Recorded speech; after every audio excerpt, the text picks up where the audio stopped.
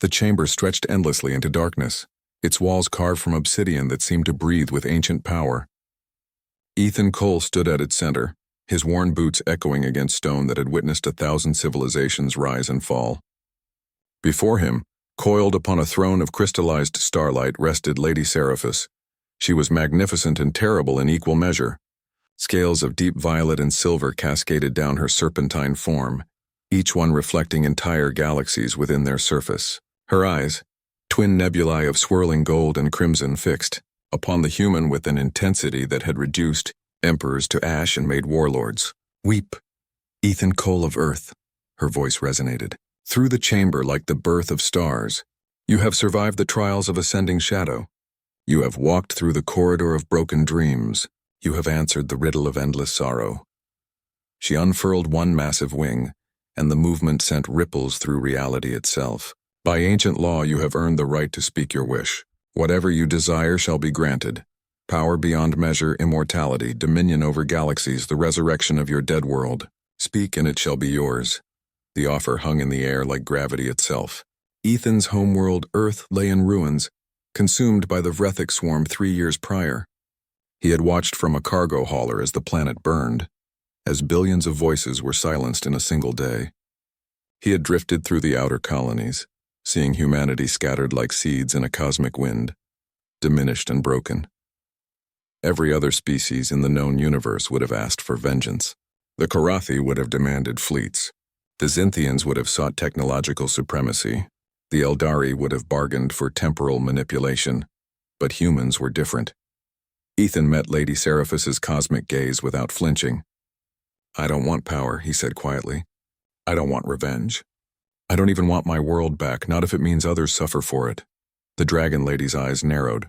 In 10,000 years, no one had ever refused the wish. "Then what do you want, human?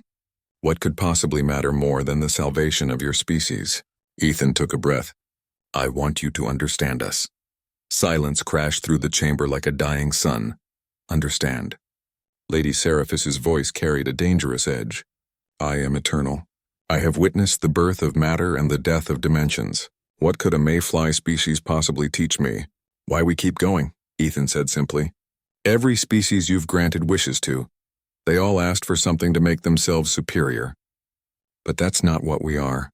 Humans aren't the strongest or the smartest or the longest lived. We're fragile, we break, we die." He stepped forward. "But we never stop trying. We never stop hoping. We never stop believing that tomorrow might be better than today, even when every rational calculation says it won't be." Lady Seraphis remained motionless, but something flickered in those cosmic eyes. "After Earth fell," Ethan continued, "I saw a mother on Titan's refugee station teaching her daughter to read with a scrap of packaging material. I saw engineers on Enceladus building a school with scraps from destroyed ships. I saw farmers on Mars coaxing food from poisoned soil, singing songs from a world that no longer existed." His voice grew stronger. "We lost everything. We should have given up. Every logical species would have. But we didn't. We planted gardens in the ruins. We told jokes in the dark. We fell in love in refugee camps. Foolishness," the Dragon Lady whispered, but her voice had lost its certainty. "Maybe," Ethan agreed, "but it's our foolishness. It's what makes us human. And I think that matters, not because it makes us special, but because it makes us real. We're not gods or cosmic forces. We're just people, trying our best, failing constantly and getting back up anyway." Lady Seraphis shifted, her massive form uncoiling slightly. "You would waste your wish on a lesson? On forcing me to see your perspective?" "I would use my wish," Ethan corrected gently, "to show you why the universe needs us. Not humans specifically, but beings who hope without reason, who love without logic, who create beauty knowing it will fade. The universe you've seen for 10,000 years is filled with power and calculation. But is it filled with wonder? Does it still surprise you? Does it still make you feel?" For the first time in millennia, Lady Seraphis felt something stir in her ancient heart, something she had thought long dead. Curiosity. "If I grant this wish," she said slowly, "I will see through your eyes. I will feel what you feel. I will understand your hope." She leaned forward, her massive head now level with Ethan's.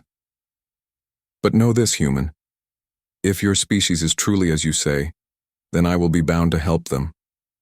Ancient law demands it. Is that what you truly want? Not direct salvation, but the chance that understanding might lead to aid? Ethan smiled, a small, tired, utterly human expression. We've never asked for anyone to save us. We just want a chance to save ourselves. If you understand us, really understand us, then maybe you'll see we're worth that chance. Lady Seraphis closed her eyes. When she opened them again, they were no longer just nebulae. They held something else. Something warm.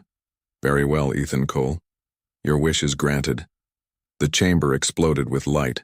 Lady Seraphis gasped as 10,000 human lifetimes flooded through her consciousness. Every joy, every sorrow, every mundane moment of breathtaking beauty. She felt a child's laughter, a soldier's fear, an artist's satisfaction, a scientist's wonder, a farmer's patience, a teacher's pride.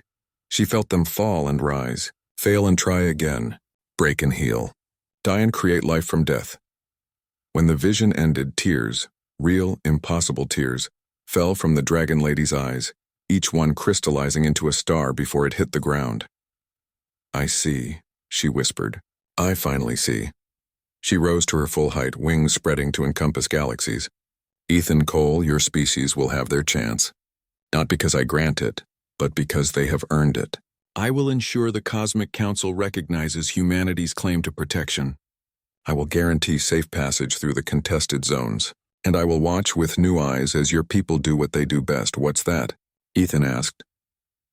Lady Seraphis smiled, the expression that had never before graced her ancient features.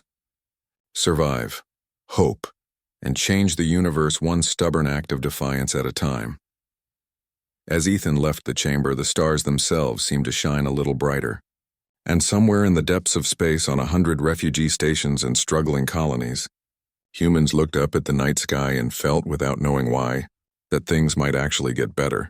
Because one man had made an impossible choice, not to take but to give. Not to conquer but to teach. Not to wish for salvation but to wish for understanding. And that made all the difference.